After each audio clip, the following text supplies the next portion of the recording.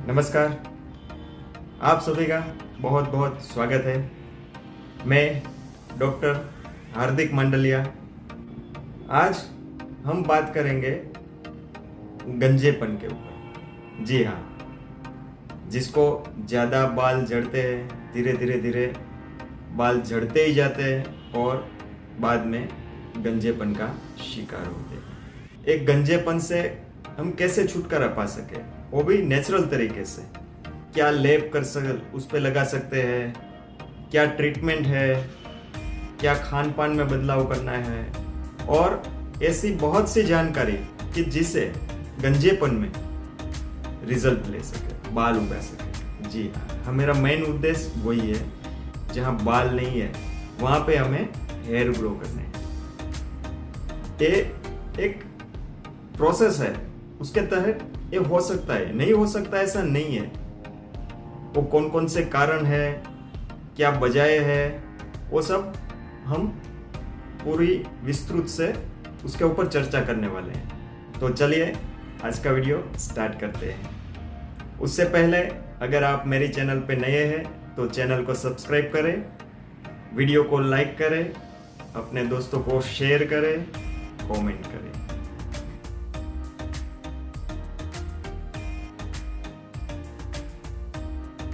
गंजापन आजकल एक आम बात हो गई है और कुछ एज के बाद ये अक्सर हमें दिखने लगती है। 55, 60 या 65 साल के बाद या 70 साल में पहले ये दिखती थी, आज के समय में वो ज़्यादा अर्ली स्टेज में ही दिखने लगी है। और ऐसी बहुत सी ऐसी बातें हैं जिससे एक गंजापन जल्दी आ जाता है। अब वो क्या है, वो हम उसके बारे में डिटेल से जानते हैं। एक वजह जो है, बहुत सी वजह है, उसमें से एक वजह है हेरिडिटी। यस, अगर आपके पिताजी को या दादाजी को उसको ऐसा प्रॉब्लम था, वो गंजे थे, तो हेरिडिटी में ये आ सकता है। सबको नहीं हो सकता, मगर हेरिडिटी में गंजेपन के शिकार वो भी हो सकते हैं। महिलाओं के बजाय पुरुषों में, जेंट्स में ये ज़्यादा देखा गया है। उनके बहुत से कारण हैं, बहुत से रीज़न हैं जिससे गंजापन आता है। अब हॉर्मोन्स का जो चेंज होते हैं, उनकी वजह से भी गंजेपन का शिकार हो सकते हैं। बाल झड़ने लगते हैं और बाद में गंजापन आ जाता है। जिसकी तासीर गर्म है, जिसको पीत प्रकृति है, उसमें अक्सर हमने देखा है कि उनको बाल वाइट होते हैं, सफ़ेद बाल होते हैं, बाल गिरने लगते हैं और धीरे धीरे गंजापन आ सकता है। दूसरा, आजकल भागदौड़ भरी जिंदगी में सभी को काम का प्रेशर रहता है। कोई ऑफिस में काम करता है, किसी के बॉस का उसके ऊपर कुछ प्रेशर है, कुछ काम उसको निपटाने रहते हैं, तो वो प्रेशर की वजह से भी हो सकता है। बहुत सी वजहें हैं, उसमें से एक वजह ये भी है। कई लोग रात को देर रात तो पूरी रात जागते हैं, आधी रात तक जागते हैं, तो उस अवस्था में भी गंजापन आ सकता है। और मादक पदार्थ का सेवन करना है, कुछ गर्म चीज़ें खाना है, तो व्यसन जो है, तो व्यसन से भी गंजापन आ सकता है। जी हाँ। अब दूसरी एक बात है पोल्यूशन। अब हम बाहर निकलेंगे तो बाहर का एटमॉस्फेयर का इफेक्ट तो आने ही वाला है। जो फैक्ट्रियां है वो अपनी चिमनियों से जो धुआं छोड़ती है वो पूरे एनवायरनमेंट में जाता है, पूरे वातावरण को उसको दूषित कर देता है। और वो जो डर्ट है, उसमें से जो गंदगी है, वो बालों में बैठती है और बालों की जड़ों तक जाती है और वहीं से प्रॉब्लम शुरू हो जाता है। तो उसकी वजह भी है। दूसरा एक कारण है, किसी किसी को कुछ स्किन डिजीज हो जाते हैं, बॉडी में भी स्किन डिजीज होते हैं, या फिर बालों में, हेयर रूट में कुछ वहाँ पे डिस्टर्बेंस हो जाता है, जो डिजीज हुए है उसकी वजह से। तो स्किन डिजीज की वजह से भी ये हो सकता है। सबसे बड़ा कारण ये है कि न्यूट्रिशनल वैल्यू का डाउन होना। यस, अपने बॉडी को जिस हिसाब से जो न्यूट्रिशन चाहिए, बहुत सी ऐसी चीज़ें हैं जो बॉडी को चाहिए, जैसे विटामिन्स है, मिनरल्स है, प्रोटीन्स है, बायोटिन्स है और कैल्शियम है, विटामिन D3 है।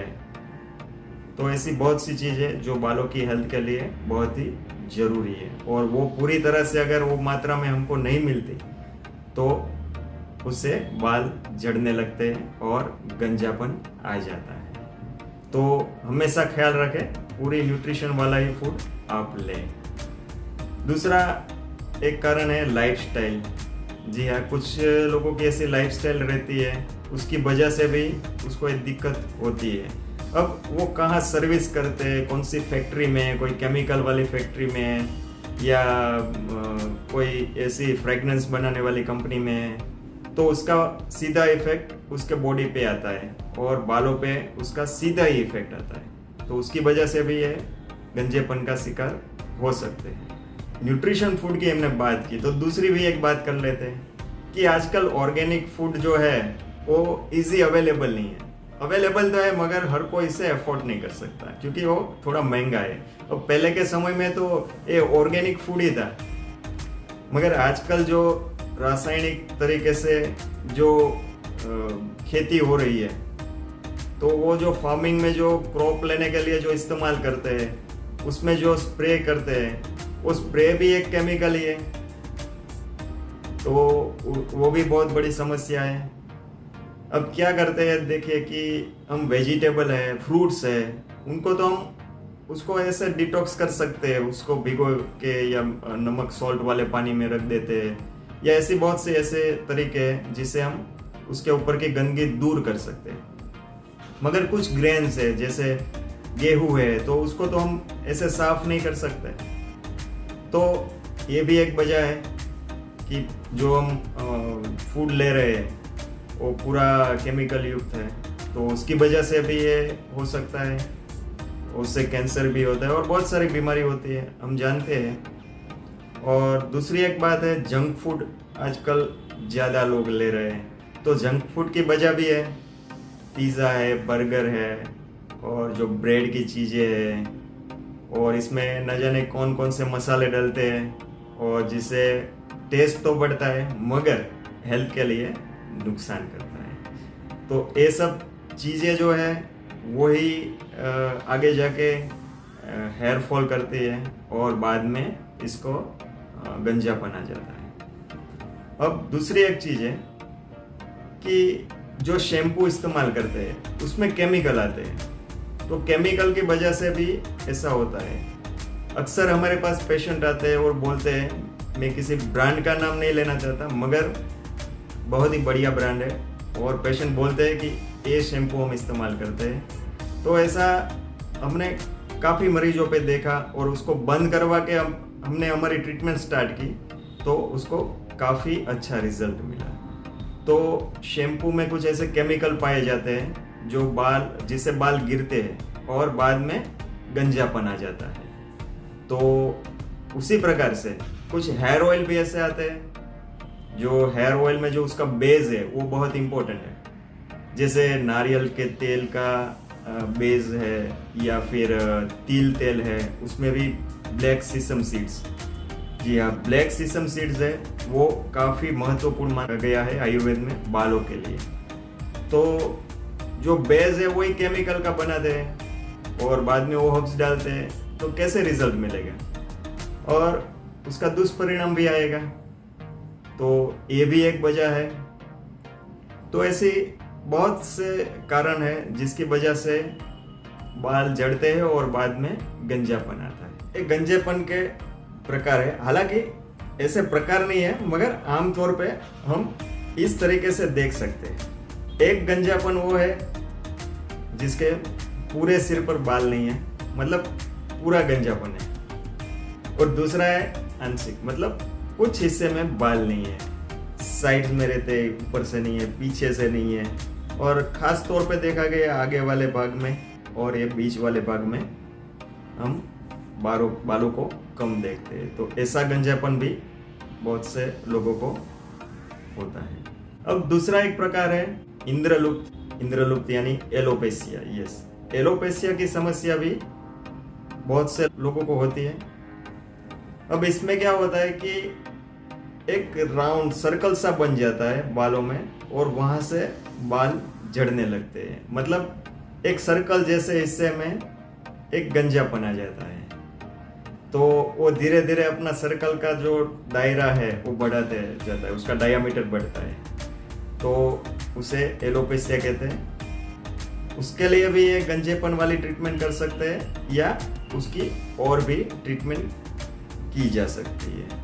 उसके बारे में हम आगे हो सकेगा तो एक वीडियो बनाएंगे इंद्रलोक के। इसमें क्या होता है, जो हेयर फॉलिकल्स है वो है उसको डिस्टरबेंस क्रिएट होता है और जो बालों की जड़ों को जो पोषण मिलता है वो पोषण की कमी के कारण बाल गिर जाते हैं। इसकी वजह से ही ये गंजापन आता है। हेयर रूट को डैमेज होने से या उसमें ऑब्स्ट्रक्शन क्रिएट होने से ये सारी चीज़ें होती है। और उनका रीज़न मैंने जो पहले बताया, जो चर्चा किया, उनमें से कुछ या सब कुछ हो सकता है। वो किस एनवायरनमेंट में है पेशेंट, उसके ऊपर डिपेंड है। इसको ट्रीट करने की बात आती है कि हम इसको कैसे ट्रीट कर सकें। तो इसके लिए हम बहुत से विभागों में ये पूरी ट्रीटमेंट देखेंगे।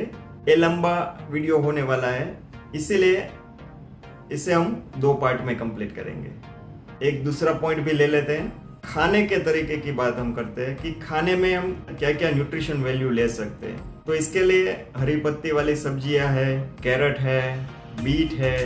हालांकि हमने बालों के लिए अब क्या सुपर फूड है उसके ऊपर एक वीडियो पहले से ही बनाया हुआ है, वो आप जरूर देखें तो आपको पता चलेगा कि आप क्या खा सकते हैं। दूसरी बात है कि कुछ आसन प्राणायाम भी कर सकते हैं। प्राणायाम में हम कर सकते हैं कपालभाति।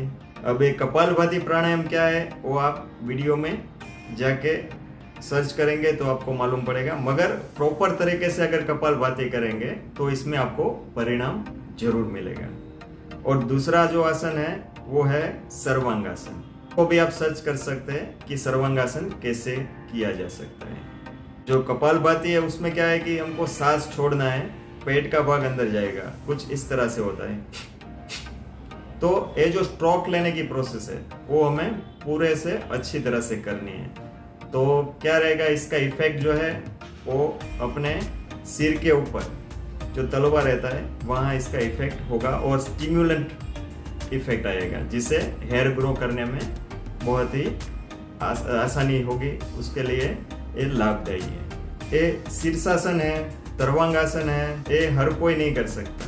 तो इसके लिए भी हमने एक वीडियो बनाया है कि अगर आप ये ना कर सके तो उसके ऑल्टरनेट क्या करें।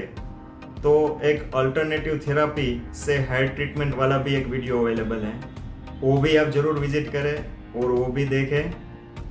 हाँ, कपालभाति प्राणायाम की बात आई तो मैं आपको बता दूं, एक अनुलोम विलोम प्राणायाम है, वो भी आपको हर रोज करना चाहिए। अनुलोम विलोम प्राणायाम जो है वो क्या होता है कि एक तरफ से हम सांस लेते हैं और एक तरफ से हमें सांस थोड़ी देर रोकने के बाद सांस छोड़नी है। तो ये भी आपको जरूर करने का है। और जो शीर्षासन है, सर्वांगासन है, वो बहुत कठिन आसन है। अगर न हो सके तो न करें, उसका ऑप्शन दिया गया है, वही आप करें। और बीपी और हृदय रोग में ये वर्जित है, मगर जिसको बीपी है और हृदय रोग है वो ये आसन ना करे।